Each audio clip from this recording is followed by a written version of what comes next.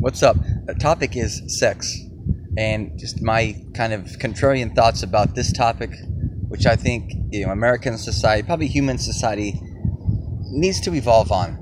And let's start with the point that we're all here right now, in this moment in time, because of sex.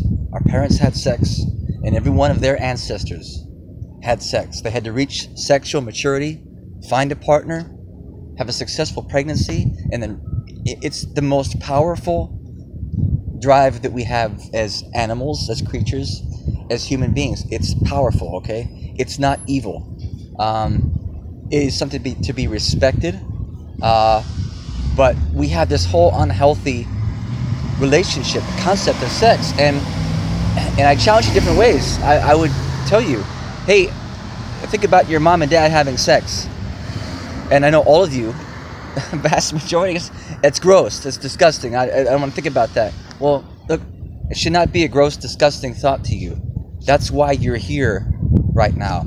And beyond that, if you love your parents, as I love my parents, you want them to have great lives, great sex lives.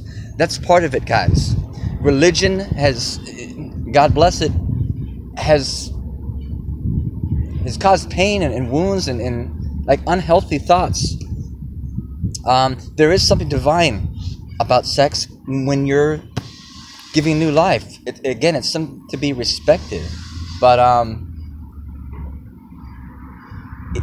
okay, here's another example that society seems to cast this negative view of dirty old men or guys that are attracted to young women. It's natural.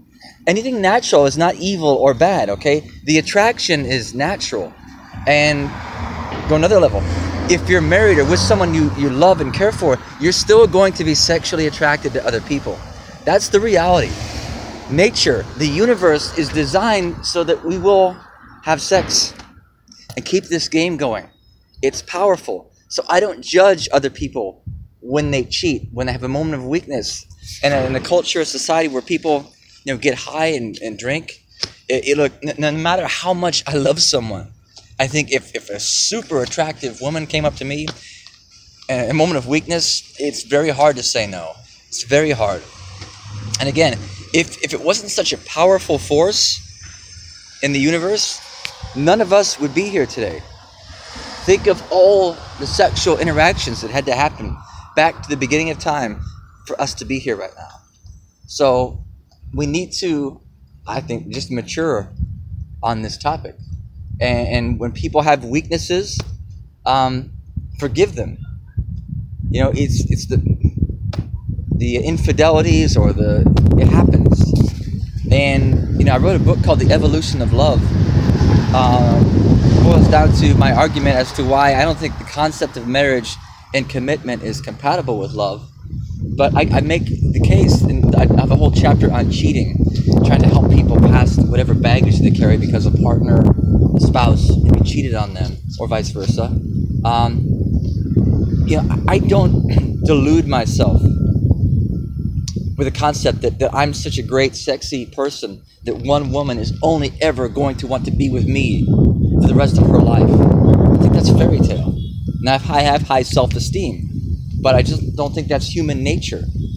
There's going to be other sexy, attractive people out there. Of course they're going to be attracted. Whether or not they follow through and do something, that's another argument. But the attraction is natural. And I think a lot of women don't get this about guys. They need to be turned on. You see an attractive woman, they're going to look. That's not an insult to you. It's like, if it's the feel-good reaction in the brain. It's a drug. It's like dopamine.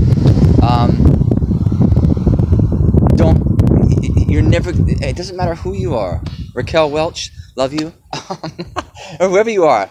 The sexiest woman around. Guys are still going to be attracted to other women and vice versa. I think if women are honest, you're going to be attracted to other guys. It's cool. If I covered all my points on this, I'm kind of rambling. It's kind of off the cuff. Oh, well, here's the topic that society... let me go, in a controversial area which no one talks about. Okay, pedophiles. Pedophilia. Just like you wouldn't judge a gay person for being wired that way. We don't choose our sexual attractions. It's automatic. It's hardwired. No one chooses to be a pedophile, right? That's a tough hand to be dealt in life. So I have some empathy for those people. And we have, on the other hand, we have a society where if they find out that you even have the attraction, you're a monster. They want to kill you. Okay, that's not fair. Okay, they didn't choose it. Now, and the fact that we can't talk about it now, we don't know what percentage of the population have this. Do pedophiles, are they also attracted to adults? We don't know anything about it because we made it so taboo for people to even open up and talk about it. We can't address it. Let's stop judging each other for things that are beyond our control. Let's have a conversation about how we minimize the damage they do, how we can treat these people. You know, if they don't have access to porn, if that's all, it must be a very difficult life. And just put yourself in the shoes of maybe a pedophile who never touches anyone. They live this life of shame and regret and repression. They can never have that experience. If they go through life without hurting a child then they are saints. They are elevated human beings. But society will never, it's like, don't agree with me now. You'll be judged just for having that attraction. We have to stop doing that. There's another serious, semi-serious conversation we need to have about pornography. It's obviously readily available online, and I like porn as much as the next guy. I don't see any. I think it's actually a boon. I think it's good for society to have that kind of outlet. Where you see in maybe some Middle Eastern, more repressive cultures, they don't have that. You have more instances of rape. It's just acted out because, again, it's a powerful urge. There has to be an outlet for it. But what do we do in terms of its access for children? That I don't know. But again, I'm more inclined to err on the side that's they'll deal with it. Okay? They'll figure it out. But I'm open to other perspectives on that too.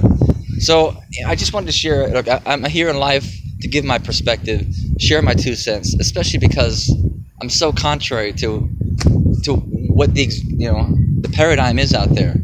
Most of my points are counter to what's out there, because to me the world kind of sucks. We're on a fucked up course here.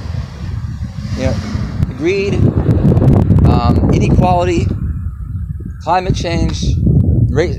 We're on a wayward course. So I'm gonna speak up. Love me or hate me, it's all the same. So I guess that wraps it up. Share your thoughts. Wish you well. Bye.